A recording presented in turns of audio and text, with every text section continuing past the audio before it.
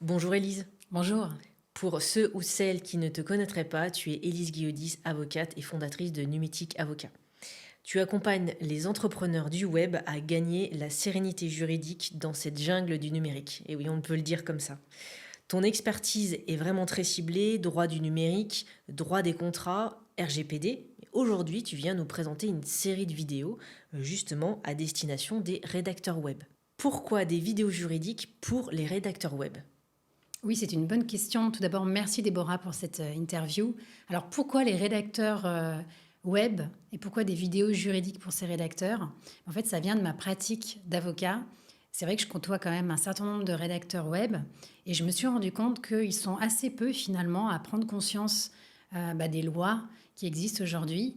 Et s'ils ne font pas attention, ils peuvent être amenés à tomber dans certains pièges juridiques qui sont propres à leur métier, notamment quand ils utilisent l'IA. Et justement, c'est quoi ces pièges juridiques? Alors, il y en a un certain nombre, et d'ailleurs, je les explique en fait dans mes vidéos, je donne des exemples concrets.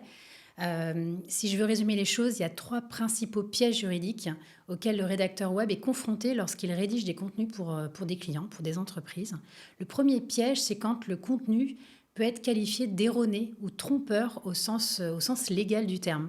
Il faut savoir que les écrits, notamment les écrits sur Internet, doivent respecter de nombreuses réglementations, par exemple sur les allégations fausses, les allégations de nature à induire en erreur. Il y a des appellations, des mentions à respecter. Il y a aussi la nouvelle loi sur l'influence commerciale. Donc ça va dépendre finalement des activités de l'entreprise cliente, de ses produits, de ses services. Mais c'est vrai que le rédacteur web n'est pas toujours au fait finalement des réglementations qui peuvent s'appliquer quand il écrit un article. Deuxième piège juridique important, ça concerne les contenus qui peuvent porter atteinte aux droits des tiers. Et ça peut par exemple viser des contenus qui vont reprendre des contenus antérieurs, qui sont protégés. Ça peut être aussi des contenus qui reprennent des marques qui sont déposées, ou encore des images qui ne sont pas forcément libres de droit. Puis troisième piège juridique qui existe, c'est ce que j'appelle le contenu qui est dit vulnérable. C'est un contenu finalement qui va empêcher l'entreprise de bénéficier d'une véritable protection au sens de la propriété intellectuelle. Donc il ne va pas pouvoir vraiment défendre et protéger correctement son contenu contre la concurrence ou par exemple les plagiats. Et c'est notamment le cas lorsque les contenus sont générés entièrement par l'IA. Et il faut savoir que quand le rédacteur web tombe dans l'un de ces pièges, eh bien, ça va générer automatiquement des risques juridiques importants pour l'entreprise qui va exploiter derrière les contenus, et puis ensuite pour le rédacteur web lui-même. C'est vraiment très important ce que tu nous dis aujourd'hui justement et beaucoup peut-être ne sont pas au courant de ces risques, de ces pièges. Tu l'expliques de quels sont justement ces risques juridiques lorsqu'une entreprise exploite des contenus erronés ou portant atteinte aux droits de tiers ou encore des contenus générés par l'IA. Oui, tout à fait. J'explique dans ces vidéos en fait les principaux risques juridiques qui existent pour une entreprise qui veut exploiter des contenus qui sont problématiques.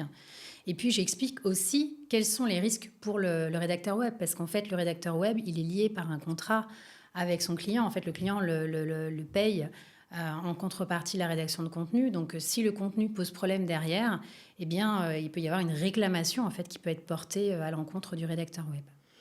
Tu donnes aussi des bonnes pratiques et tu expliques comment le rédacteur peut se protéger justement de ces risques juridiques. Oui, parce que une fois qu'on a pris conscience, qu'on a compris quels étaient les pièges, l'objectif c'est d'éviter de tomber dedans, mais c'est aussi et surtout de sécuriser en fait la relation contractuelle qu'on a avec ses clients. Et comment on sécurise les choses? Il n'y a pas 36 000 solutions, c'est par des CGV en fait. Il faut avoir des CGV qui sont bien bâtis, qui sont adaptés au métier de rédacteur web. Et dans les vidéos, j'explique les 4 principales clauses qu'il faut prévoir dans ces CGV pour bien être protégé. Et notamment, je parle du fait qu'il faut absolument prévoir une clause d'information spécifique à l'utilisation de l'IA pour que le client soit informé qu'il peut y avoir des contenus qui utilisent l'IA. Justement, tu parles aussi de comment le rédacteur web, en l'occurrence, peut valoriser de manière sécurisante la vente de contenu original à destination de son client. Oui, ça c'est un autre point que j'aborde aussi dans mes vidéos et qui est important.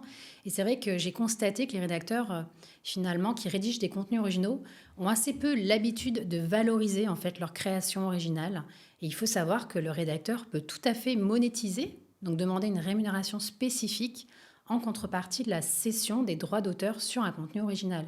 Et je l'encourage à le faire d'ailleurs parce qu'avec l'utilisation massive de l'IA, eh bien le contenu original créé par l'humain va devenir une pépite d'or, en fait, d'une certaine manière, et on aura d'autant plus, enfin, le rédacteur aura d'autant plus raison de monétiser la cession de ses droits d'auteur. On est vraiment en plein dans l'actualité et ça soulève vraiment beaucoup, beaucoup d'interrogations, ce que tu dis. Donc moi, j'ai évidemment envie de les découvrir encore plus. Où est-ce qu'on peut les retrouver, tes vidéos? Bah, écoute, tu mettras le lien, j'imagine, sous notre interview. Et puis, bah, en fait, l'objectif de ces vidéos, elles sont gratuites et elles sont à destination des rédacteurs web qui seraient intéressés d'en savoir un peu plus sur ces pièges et savoir comment mieux sécuriser ces activités. Donc, si on me demande les vidéos, je les communiquerai gratuitement avec grand plaisir. Bah, merci pour ces informations et surtout de faire de la pédagogie et de l'information utile pour les rédacteurs web, mais peut-être pas que. Absolument. Merci Lise. Merci à toi.